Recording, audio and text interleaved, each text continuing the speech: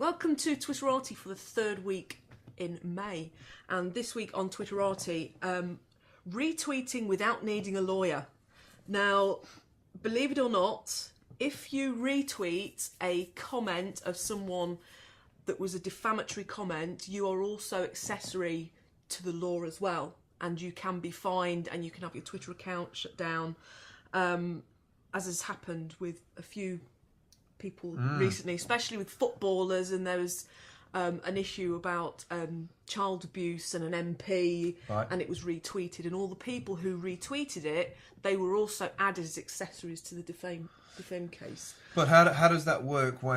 How do you prove that the person was in control of their Twitter account at the time? I believe it doesn't. You have to prove that it was hacked.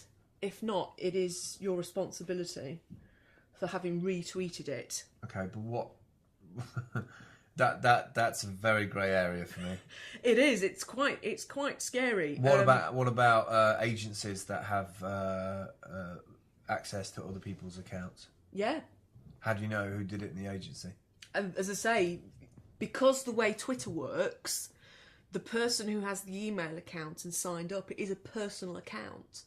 So it's always the responsibility of the person whose email address. But not all Twitter accounts are personal accounts, are they? I know, but that's where Twitter's rules come in.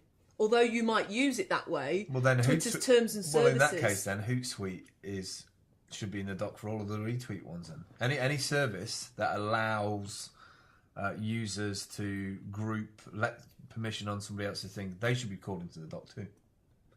I think they probably it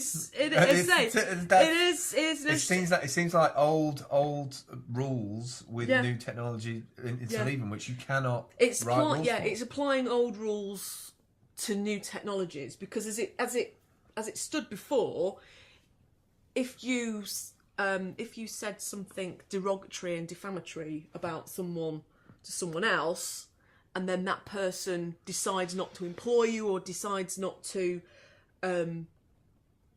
have anything to do with your business because of that comment, you'd have to prove that was the case. But the chances are it would only go through one person, and you'd have to prove that damage. But with Twitter, it can destroy people's livelihoods in a tweet. It's not just even Twitter, is it? It's just the mechanism of delivering data from end to end is completely different now. I think these things are going to get more and more. I think they're going to expand more and more.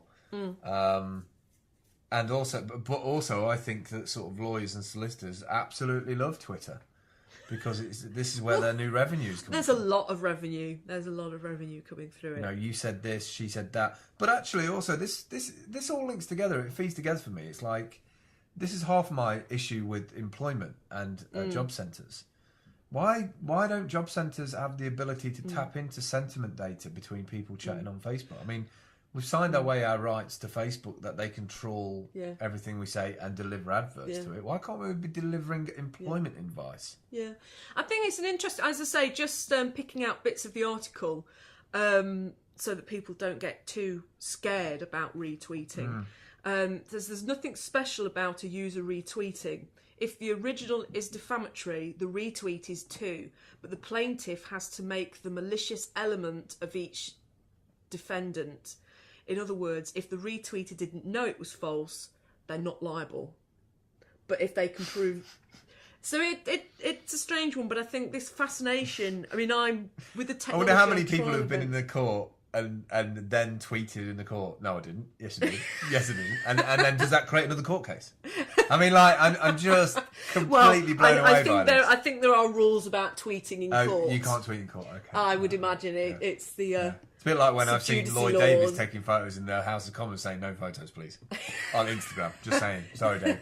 Sorry, of the picture saying no photographs. Yeah, sorry, Lloyd. But, it's farcical. It absolutely farcical. It's like, okay, there's people annoyed with people, and it tends to be when things get a certain gravity behind them, then people, get taken out by it. But I just think the whole laws of information, need to be sort of brought into context and brought people up to speed as to what is possible out there.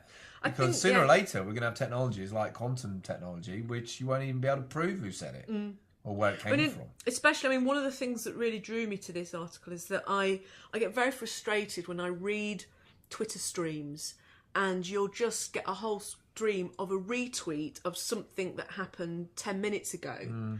And it's just, there's amplification, but then there's just retweeting for, I'm not sure why they're retweeting it. They're either retweeting it because they want to be seen to be retweeting the person. So you can often see that, you know, the Stage or the Guardian will get retweeted because of who they are.